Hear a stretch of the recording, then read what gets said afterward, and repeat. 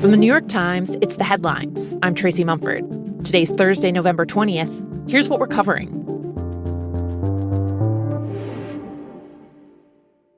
The chip giant Nvidia, which has become the symbol of the AI boom, announced its quarterly earnings yesterday and eclipsed Wall Street's expectations. It said its profits hit almost $32 billion, up 65% from a year earlier and over 200% from the year before that. Nvidia's near total lock on the market for chips used in AI projects has helped it smash records, including becoming the first publicly traded company to ever be worth $5 trillion, a milestone it hit a few weeks ago. There are questions, though, about if this trajectory can last, and for how long. Essentially, is AI a bubble? What happens if all the money pouring into AI infrastructure, like data centers and chip purchases, doesn't pay off with the revolutionary results companies are promising? Big names like Jeff Bezos of Amazon, Sam Altman of OpenAI, and Jamie Dimon of JP Morgan have all said they think the frenzy could be approaching a correction. And there are fears that if those big tech companies stumble, or even take a plunge, they could take the economy with them, given how much is riding on them. Nvidia, for example, by one estimate, now makes up nearly 10% of the value of the entire S&P 500. Meanwhile, Nvidia's success has become a prime example of another reality of the current stock market, how divided it is. Tech stocks, with Nvidia in the lead, have been heading up, while several companies that rely on consumer spending have slumped. Target said yesterday that holiday sales would be slower this year, and that factors like the government shutdown and the pause in food stamps had weighed on its business. And today, the Labor Department's going to release jobs data for September. The numbers were delayed by the shutdown, and it'll give the latest snapshot of a labor market under stress. Already, employers are signaling they're not going all in on seasonal hiring for the holidays. The grocery store chain Kroger, for example, said it will bring on fewer temporary workers. One economic research firm estimates that seasonal hiring could slip to the lowest level in a decade.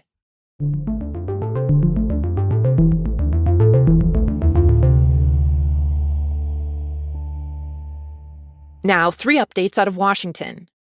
In federal court yesterday, there was a hearing about the Justice Department's prosecution of James Comey, the former FBI director who has a long history of clashing with President Trump. My colleague Alan Foyer was at the courthouse. He said it was an extraordinary spectacle and excruciatingly awkward. In theory, the hearing was to sort of figure out whether or not the prosecution of Comey was an act of vindictive retribution by President Trump. But it kind of went off the rails when the judge really put the prosecutors handling it through the ringer.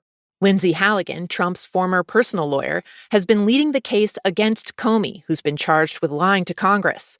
Trump handpicked her to oversee the case after multiple other prosecutors refused to touch it. Allen says the judge grilled Halligan, who admitted that, unlike how things are normally done, she never actually showed the final version of the indictment to the full grand jury before the foreperson signed off on it. What the hearing on Wednesday really showed was just sort of how slapdash this prosecution has been from its inception, the way that it's been handled by Lindsay Halligan, who this is the first criminal case she has ever taken part in. And it really shows her lack of experience and the way that that has affected how the case has moved forward. Comey's lawyer is asking for the case to be thrown out altogether. The judge didn't immediately issue a decision yesterday, but appeared to be leaning in that direction.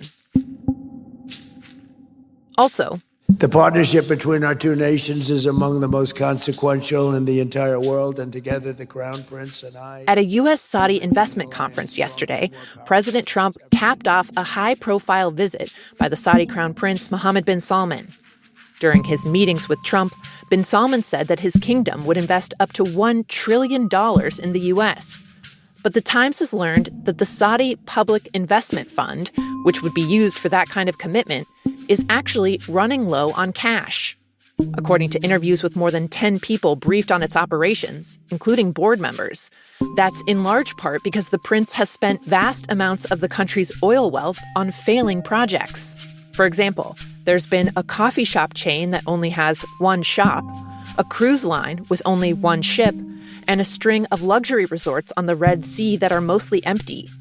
Behind the scenes, representatives of the fund have begun telling global investors that it's basically unable to allocate any more money for the foreseeable future. A spokesman for the fund defended its status, telling the Times, quote, "Our investments will be judged over generations, not quarters." And late last night, President Trump said that he signed the bill calling for the Justice Department to release the Epstein files. They have 30 days to follow through. In the meantime, there's been growing fallout for one of the most prominent people mentioned in some of the files that have already been made public, Larry Summers. Summers is an economist and the former president of Harvard. Previously, he's expressed regret for his longtime connections to Epstein. But emails between the two men that were released last week showed that they had a close relationship even after Epstein had served jail time for sex crimes with minors. Among other topics, the two talked about a woman that Summers was romantically interested in, and Epstein described himself as Summers' wingman. Since those emails came out, Summers has resigned from his position on the board of OpenAI, stepped back from his teaching job at Harvard, which is now investigating him, and The Times has said that his contract as a contributing writer for the opinion section will not be renewed.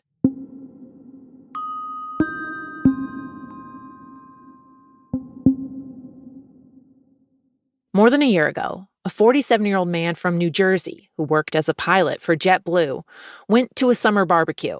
He ate a hamburger. He went home. He mowed the lawn. He started to not feel well. He threw up.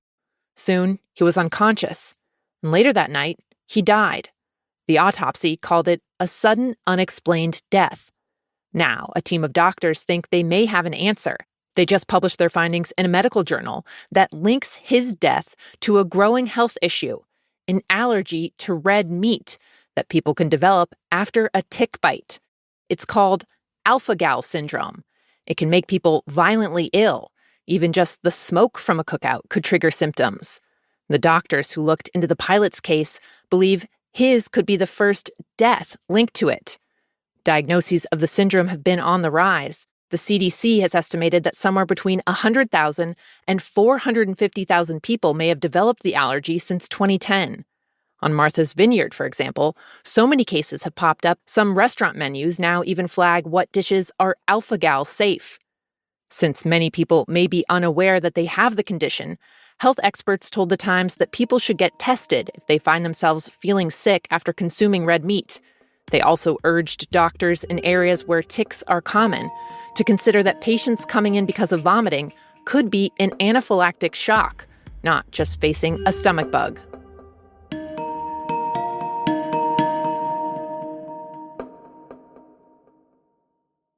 And finally, I'm calling about the very serious virus on the computer right now. Your phone lighting up with a call from an unknown number. Right now, the time is of the essence.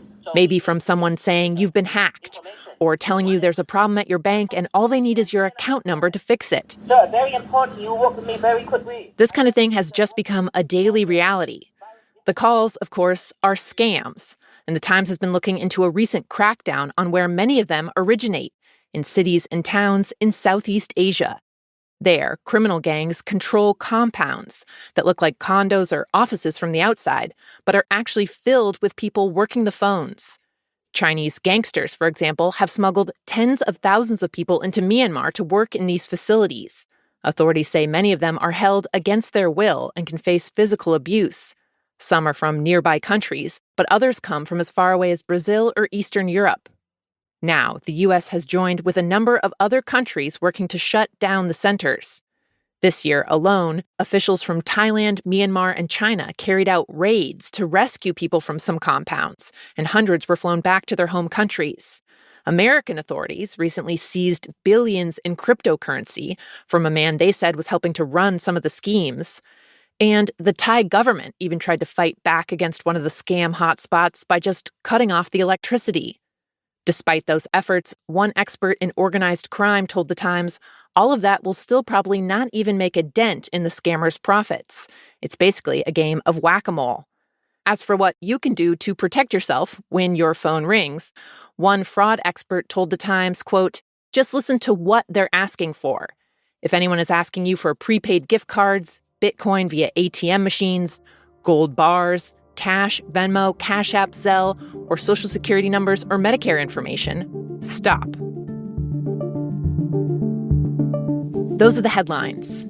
Today on The Daily, more on the concerns about an AI bubble. You can listen to that in the New York Times app or wherever you get your podcasts. I'm Tracy Mumford. We'll be back tomorrow with the latest and the Friday News Quiz.